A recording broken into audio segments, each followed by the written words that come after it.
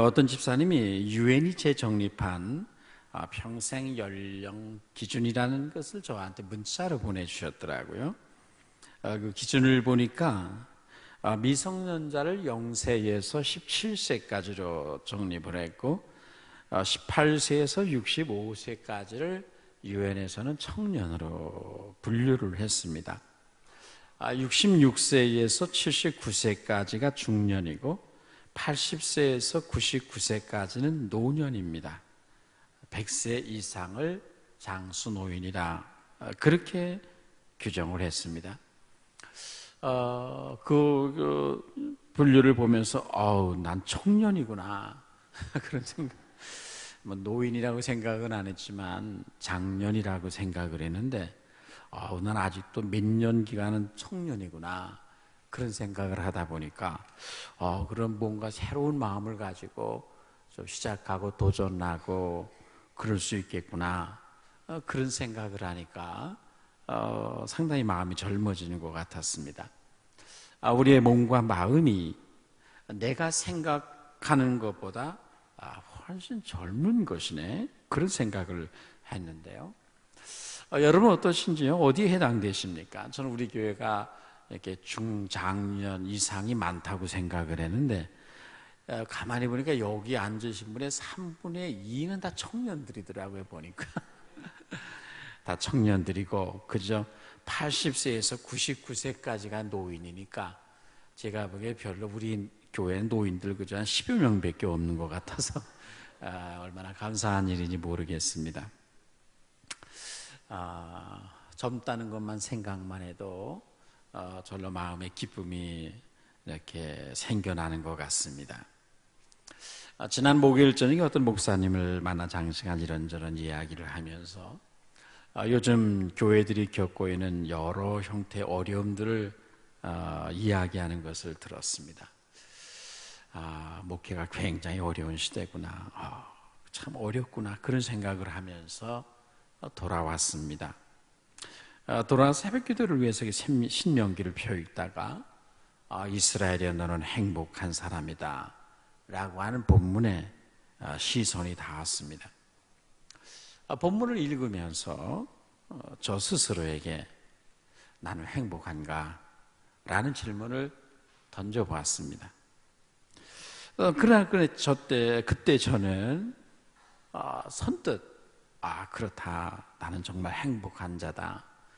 나는 정말 행복한 목회자다.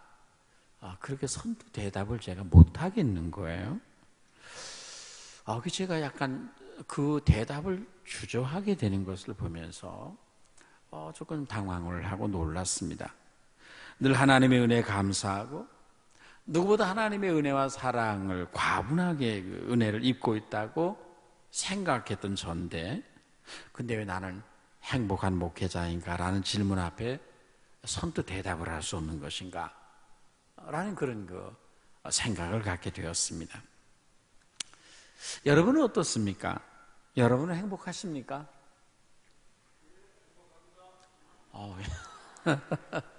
여기 천여 명 중에 그저 한 두 분만 행복하고 다른 분은 저와 같이 상당히 주저하네요.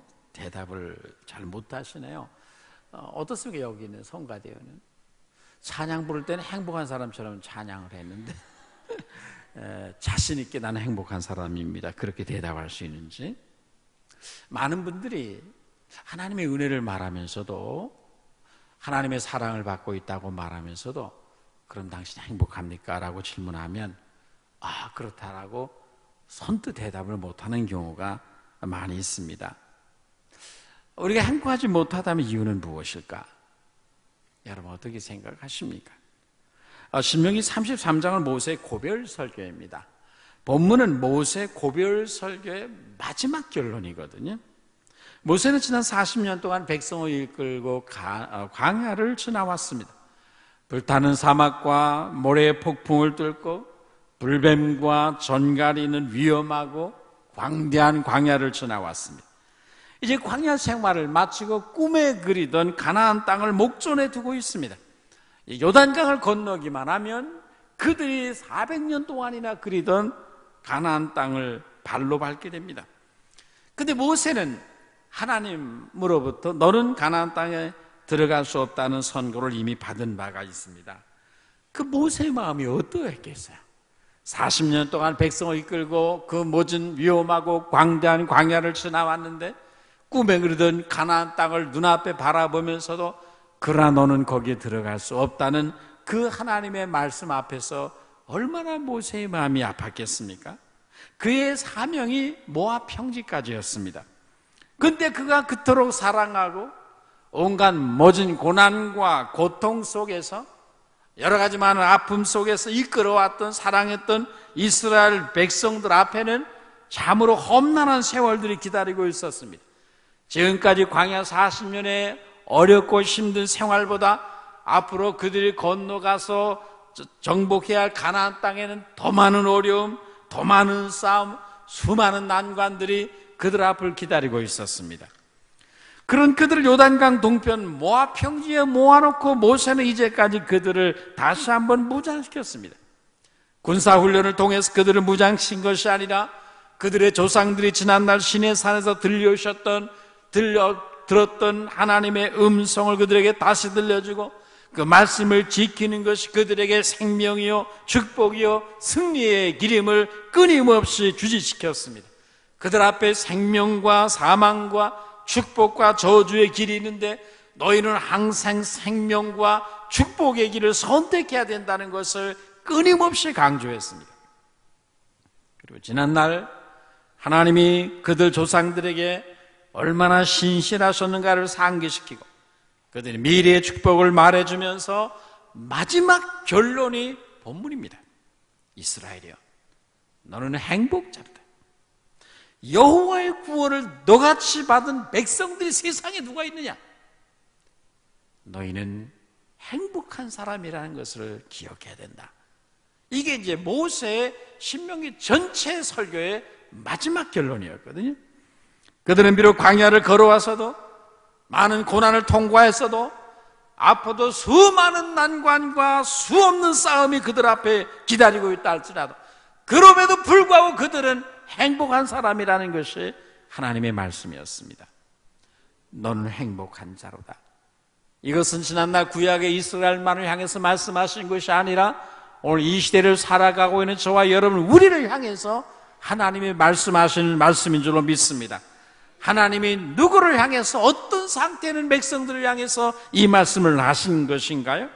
안락하고 평안한 집에서 먹을 것과 마실 것을 염려하지 않고 아무런 걱정, 근심 없이 사는 백성들을 향해서 너희는 행복한 자다.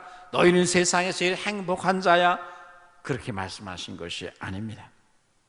험난한 세월을 살아온 그들, 아직도 땅 한 평 없고 적들과의 수많은 싸움을 눈앞에 둔 거친 땅에 텐트를 치고 있는 그들에게 하나님은 너희 이스라엘이여 너희는 행복한 사람이라.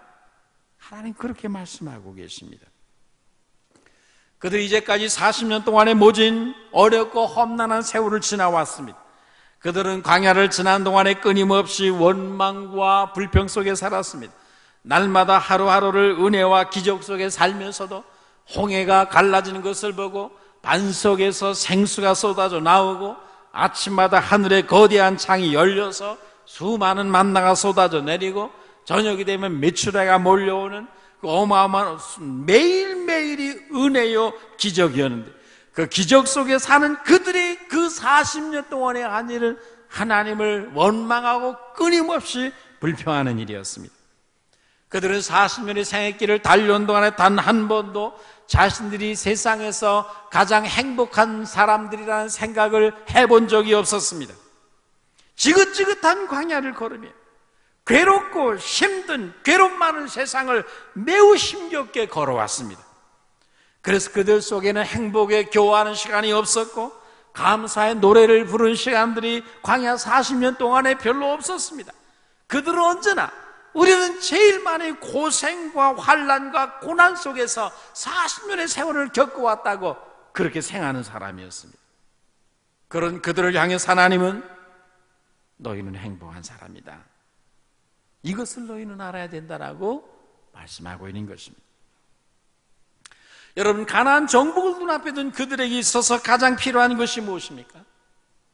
나는 행복한 자라는 행복의식입니다. 내가 행복한 사람이라는 의식이 있어야 그들은 요단강을 건너 적과의 전쟁을 수행할 수 있습니다.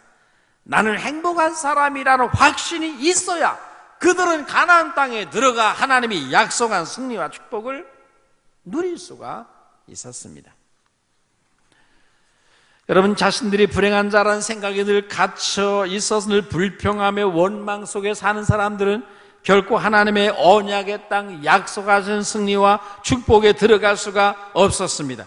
하나님이 주시고자 계획하시고 약속하신 승리와 축복이 넘치는 땅에 하나님은 그들이 들어가지 못하게 했습니다. 저들은 우리의 밥이라고 말했던 하나님과 그분의 위대하심과 그들과 동행하고 계신 하나님의 위대한 사랑을 주목하는 여호수아와 갈렙만이 그 약속된 승리와 축복에 들어갈 수 있게 하셨습니다. 여러분, 우리는 내가 행복한 사람이라는 의식이 있어야 세상을 이길 수가 있습니다. 나는 왜 이렇게 힘든가? 나는 왜 인생이 이렇게 고달픈가?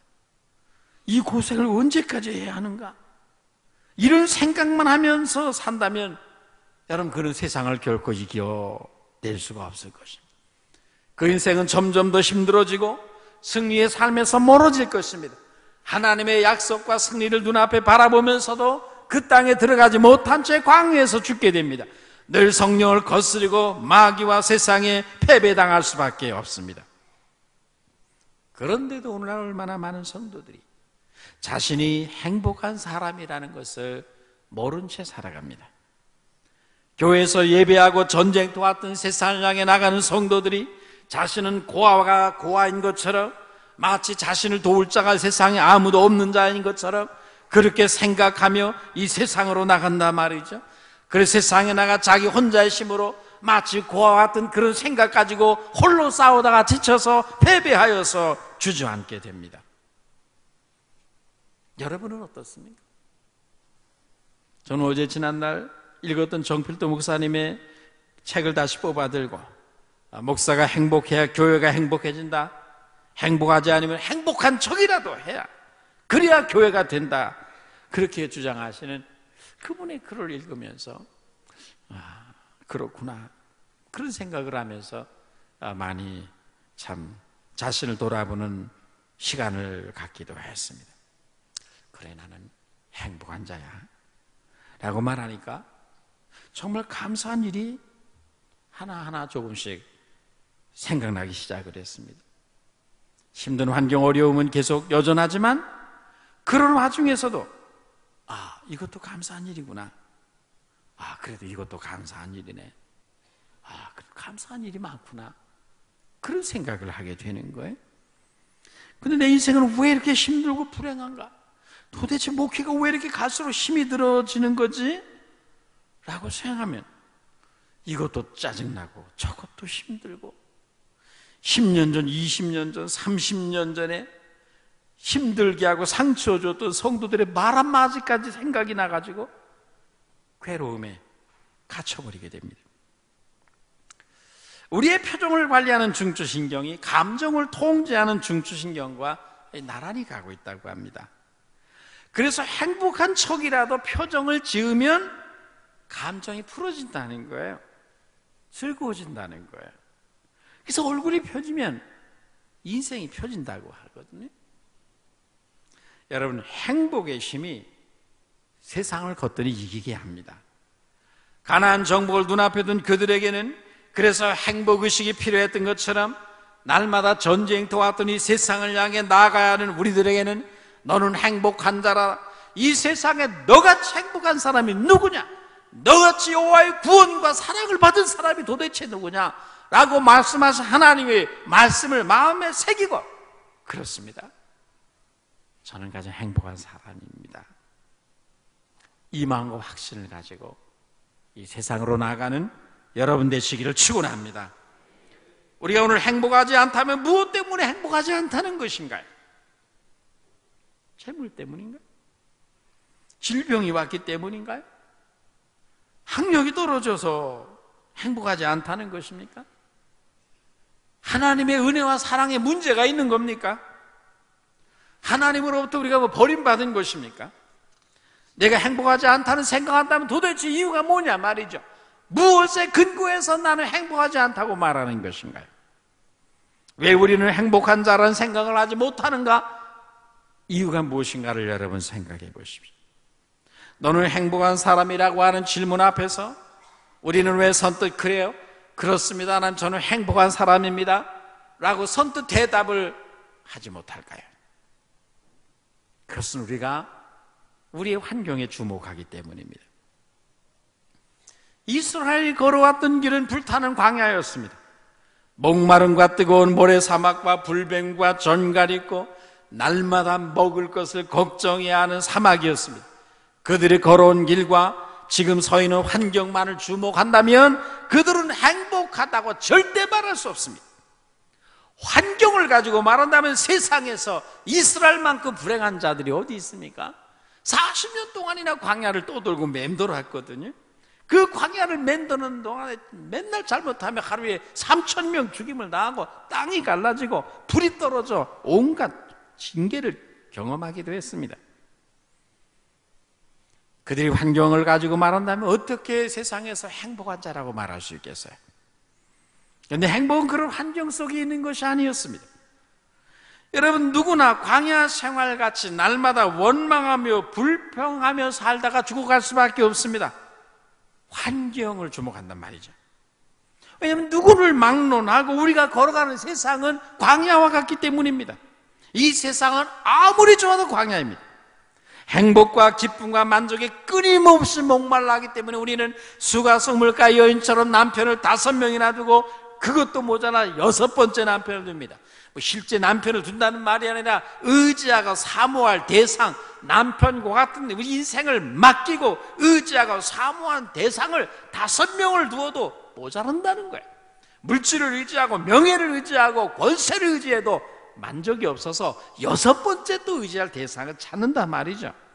그렇게 우리의 삶이 피곤하고 고달프고 만족이 없는 그런 하루하루의 삶을 걱정하며 살아가는 치열한 전쟁터에 우리가 있는데, 이런 전쟁터에서 우리가 날마다 어떻게 나는 행복한 자라고 말할 수 있느냐 말이죠.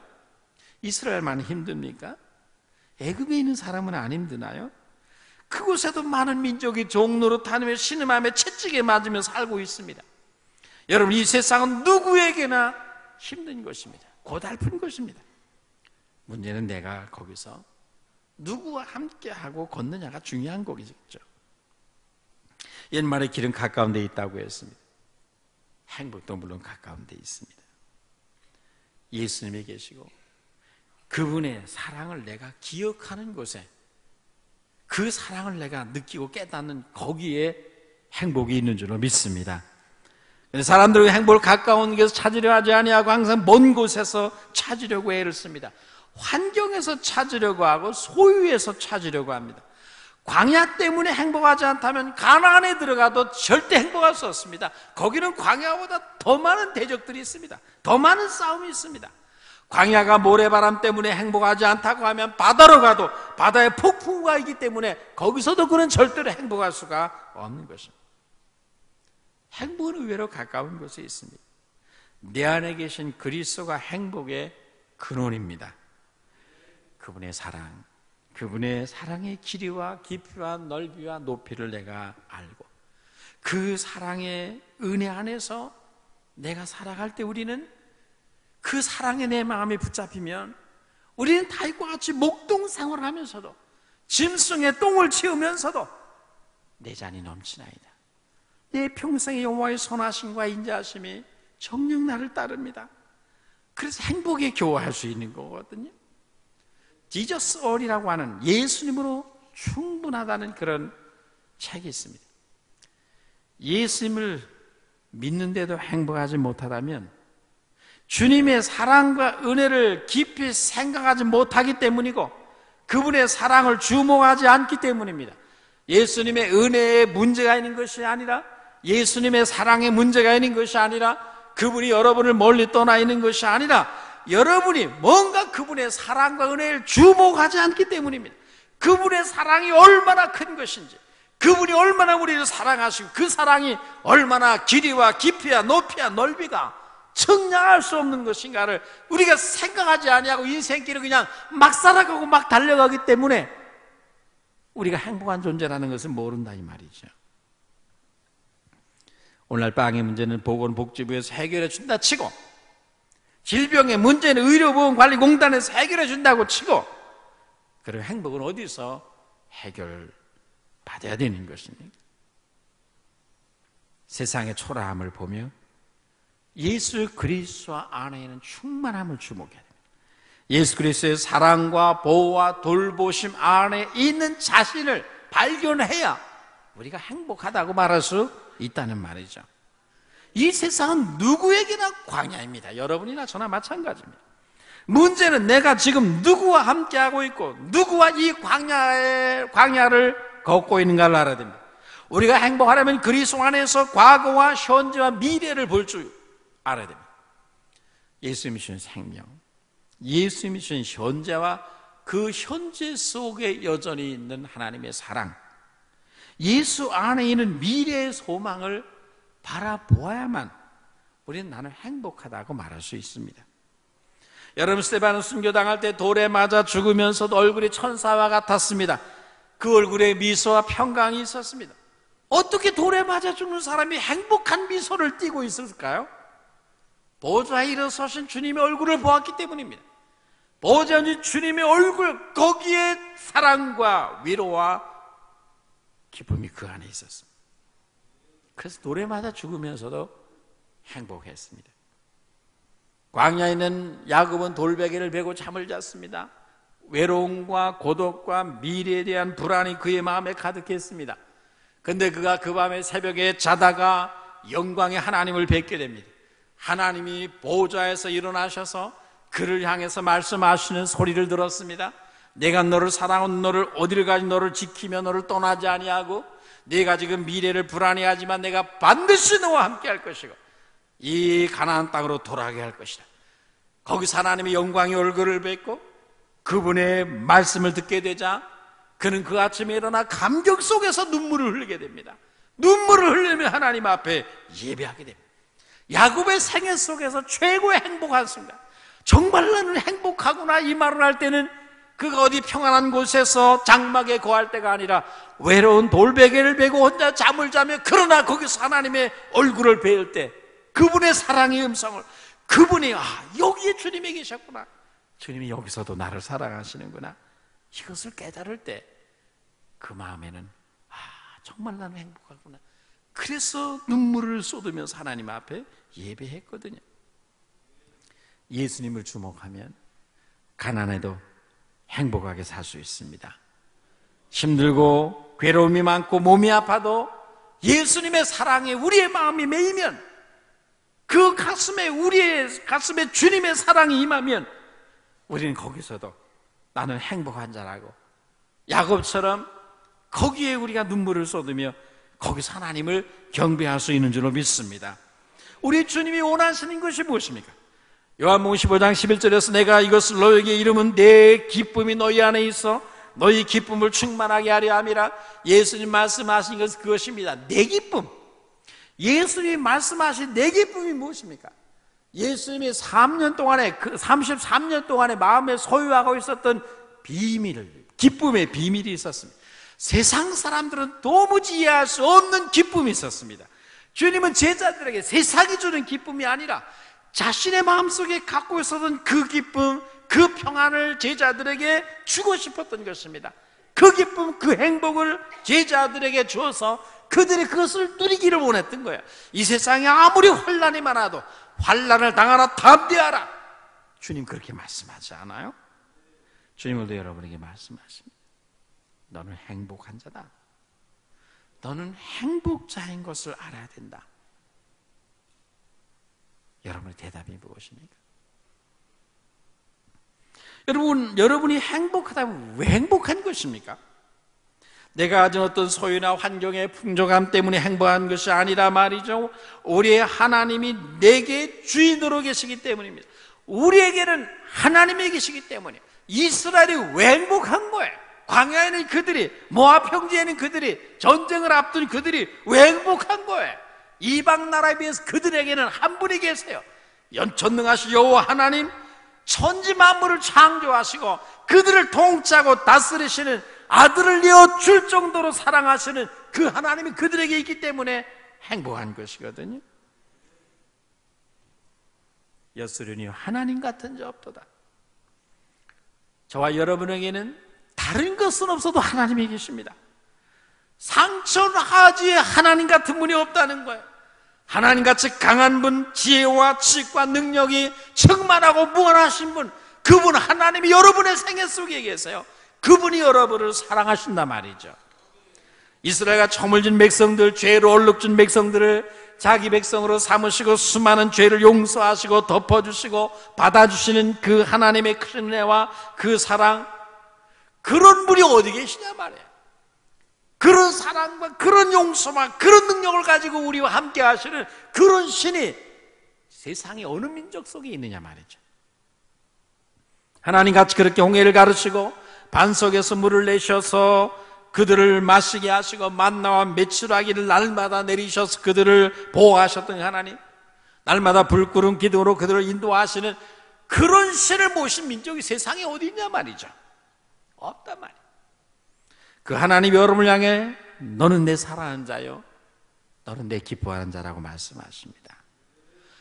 너를 위하여서라면 나는 내 아들도 내어준다고 말씀하십니다.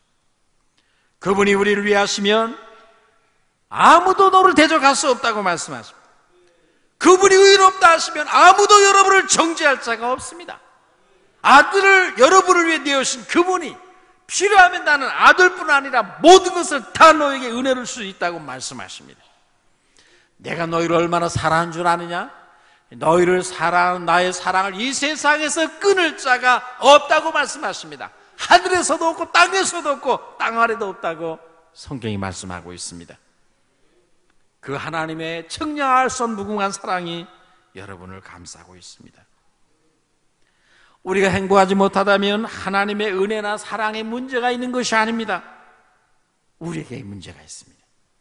만일 내가 행복하지 못하다면 그것은 하나님의 사랑이 부족해서가 아니라 나를 보호하는 하나님의 능력, 손이 짧아서가 아니라 우리에게 부여하신 특권과 은총을 우리가 생각하지 아니하고 기억하지 아니하고 내 맘대로 막 달려가기 때문에 그렇습니다.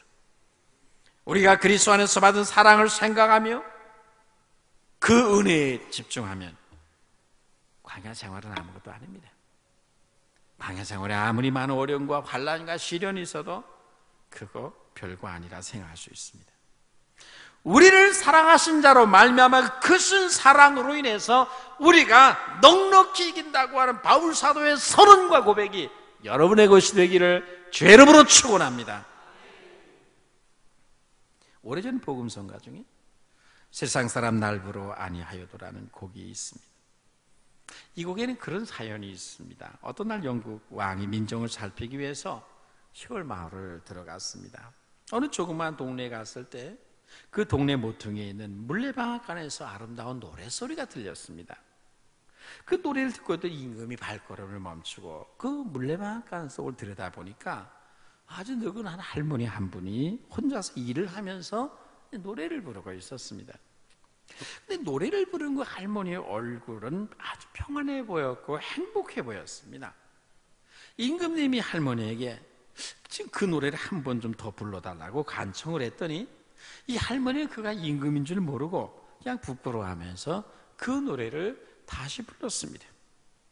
세상 사람 날 부러 아니하여도 나도 역시 세상 사람 부럽지 않네. 하나님의 은혜를 생각할 때에 할렐루야 찬송이 저절로 나네. 이 노래를 듣던 왕이 너무 마음의 기쁨이 있었습니다. 그 2절도 좀 불러보라고 했습니다. 할머니가 말하기를 이 노래는 내가 만든 노래이기 때문에 2절은 없습니다. 1절뿐입니다. 대답했습니다. 왕은 문득 생각나는 것이 있어서 그럼 내가 2절을 만들어 불러줄 테니 가사를 알려드릴 테니 앞으로는 2절도 꼭 부르라고 그렇게 말하고 이 왕이 즉석에서 작사를 해서 불렀습니다. 세상 사람 날 부러 아니하여도 영국 황제 루이스가 날 부러워하네. 십자가의 사랑을 생각할 때에 할렐루야 찬송이 절로 나네. 우리 안에서 언제 할렐루야 찬송이 절로 나옵니까? 물레방아를 돌리면서도 언제 행복의 노래를 부를 수 있을까요? 다윗처럼 양의 똥을 치우며 목동에 생활하면서 언제 그가 우리 하나님 앞에 내 잔이 넘치나이다라고 행복에 교화할 수 있을까요? 십자가의 사랑을 생각할 때입니다. 그 사랑을 주목할 때입니다. 나를 사랑한 그분의 사랑, 그 사랑이 얼마나 깊고 얼마나 높고 얼마나 길고 얼마나 깊은가를 생각할 때, 그 생각이 내게 임하면 우리는 거기서 세상 사람 날 보러 아니하여도 나도 역시 세상 사람 부럽지 않다는 고백을 하게 되는 거죠. 하나님 그 사랑으로 우리를 도우시고 궁창에서 우리를 그 위험을 나타내시고 그 사랑으로 우리를 도우시려고 바다 위를 걸어서 우리에게 다가오셔서 손 내밀어 주십니다. 광야를 걷는 동안 그들의 머리를 항상 하나님의 불구름 기둥이 그들의 머리를 덮고 있었습니다. 단 하루도 하나님의 임재 영광의 구름이 이스라엘 백성을 떠난 순간이 없었습니다. 전능하신 하나님의 광야에서 그들을 돕는 방패요 그리고 병교였습니다. 영광의 칼이었습니다. 여러분의 인생의 처소는 어디입니까? 여러분의 주소가 어디입니까? 성경은 우리의 주소가, 우리의 처소가 그분의 처소이고 그분의 품이고 전능자의 그늘이라고 말합니다. 영원하신 하나님이 너의 처소가 되시니 그 영원하신 팔이 네 아래에 있도다. 하나님이 그들의 영적인 요새입니다. 그들은 지금 광야에 있어요. 집이 없습니다. 40년 동안 집 없이 다녔어요. 그런데 하나님은 가장 완전한 집이 요새가 있는 거예요. 적들이 결코 정복할 수 없는 요새입니다. 하나님은 아무도 깰 수 없고 정복할 수 없는 무적의 견고한 산성입니다. 그 하나님의 영원한 품 산성, 누구도 깰 수 없는 주의 품이 이스라엘 백성의 처소요 주소라는 거예요. 그들은 광야를 건너온 아무런 집이 없었지만 하나님이 그들의 영원한 처소가 되셔서 하나님의 품에 거하고 그분의 날개 아래서 그들은 쉴 수가 있었습니다. 영원하신 팔이 네 아래 있도다. 어디를 그들이 가든지 영원한 전능자의 팔이 그들을 붙들고 있었습니다. 그들의 인생이 힘들고 비틀거릴 때면 하나님의 손이 그들을 받쳐주었습니다. 하나님의 은총은 독수리의 날개와 같아서 그들 위에 펄럭이며 그들을 업어서 다시 창공으로 올린다고 말했습니다. 하나님은 그들을 영원한 팔로 안아주시고 능력의 팔로 보호하시고 받쳐주셨습니다. 왜 그들이 행복한 겁니까? 가진 지식 때문인가요? 그들의 명성 때문입니까? 그들의 힘이 강해서입니까? 그들에게는 싸울 대적이 없어서입니까? 환난이 없어요? 아닙니다. 하나님이 그들의 방패가 되어주시고 그들의 영광스러운 칼이 되어주시고 그들을 대적하는 자가 나타나면 하나님이 앞서 나가 싸워주시고 그들을 축복하는 자는 하나님이 축복하시고 그들을 대적하고 저주한 자 하나님이 저주해 주시기 때문에 하나님이 그들 편에 되어주시기 때문에 그래서 그들이 행복하다는 것이지 그들이 광야에서 뭐 대단한 것을 소유하고 있어서 행복한 것은 아니다는 것입니다. 눈의 바이러스가 침투해서 두 눈을 실명한 여인이 있었습니다. 두 눈을 잃었으니까 그 인생이 어둠에 갇혔습니다. 그러나 그 여인은 비록 실명을 했으나 여러 가정 형편 때문에 직장을 그만둘 수가 없어서 비록 어렵고 힘들더라도 그대로 유지하기로 직장 생활하기로 결심을 했습니다. 대신 남편이 날마다 이 두 눈을 잃은 실명한 아내를 출퇴근시켜 주기로 했습니다. 아침마다 남편은 회사에 이 여인을 태워다 주고 자신의 회사로 갔고 저녁에는 퇴근을 먼저 해가지고 아내의 직장으로 가서 태워와야 했습니다. 그러던 어느 날 남편은 아내를 출근시켜주고 나서 언제까지 내가 이 일을 해야 되는가라는 생각을 하게 됩니다. 이제 아내가 스스로 출퇴근할 수 있어야 되지 않나 생각을 하고 저녁에 그 아내에게 이제 힘들더라도 당신이 스스로 출퇴근을 해보라고 이야기를 했습니다. 아내는 섭섭했어요. 그 말이 너무 서운했습니다. 자기는 지금 두 눈을 다 잃었는데 어떻게 혼자서 직장을 나가라 말인가. 그래서 눈물을 흘리면서 섭섭한 마음에 알겠다, 이 당신 신세 지지 아니하고 나 혼자서 출퇴근해 보겠다고 이야기를 했습니다. 다음 날부터 아내가 눈이 보이지 않는 상태로 출퇴근하면서 수없이 넘어지고 자빠지고 나무에 가서 부딪히기도 하고 다치기도 하고 직장에 출퇴근을 했습니다. 너무 힘들고 고생스러웠습니다. 그 어느 날 아내가 버스에 오르자 그 버스 기사가 말했습니다. 부인, 당신 남편은 정말 훌륭하고 부인은 참 행복하시군요. 그렇게 말하는 거예요. 그 말을 들은 부인은 화가 났습니다. 아니, 두 눈을 잃어버린 실명한 나를 혼자서 회사를 출퇴근하게 하고 나 몰라라 하는 남편이 뭐가 훌륭하냐는 불평의 소리가 나왔습니다. 그러자 버스기사가 말했습니다. 아닙니다, 부인. 당신이 버스를 탈 때마다 당신의 남편은 항상 당신 뒤에서 당신을 지켜보고 있었고 당신이 뒷자리에는 항상 언제나 당신의 남편이 앉아서 당신을 살펴보고 있었습니다. 그 말을 듣는 순간 아내의 눈에는 눈물이 고였고 남편의 사랑을 오해한 자신의 모습이 너무나 죄송하고 부끄러웠습니다. 아내는 언제나 자신은 혼자 위험한 길을 앞이 안 보이는 상태로 다닌다고 생각을 했어요. 남편은 이제 자신에게 관심이 없어졌다, 그래서 혼자 가라고 말했다고 생각을 하며 섭섭한 마음을, 감정을 가지고 있었습니다. 그러나 자신이 버스를 탈 때마다 그의 뒤에서 항상 남편이 그를 지켜보고 있었다. 그가 버스에 앉을 때는 그를 지키기 위해서 그의 등 뒤에 뒷자리에는 남편이 말없이 앉아 있었다는 사실을 알게 되자 그의 눈에서 눈물이 흘러내렸습니다. 언제나 내 주변에서 나를 지켜보고 있었고 내가 넘어질까봐 다칠까봐 내 등 뒤에 내 곁에 항상 나의 남편이 나와 함께하며 지켜보고 있었구나 생각을 하니 눈물이 났습니다. 그렇구나, 나는 비록 실명을 했어도 이런 남편이 이토록 나를 사랑하고 나를 지키고 계시니 나는 행복하구나, 그 버스 기사의 말이 맞구나 생각을 하게 됐습니다. 여러분은 혼자이십니까?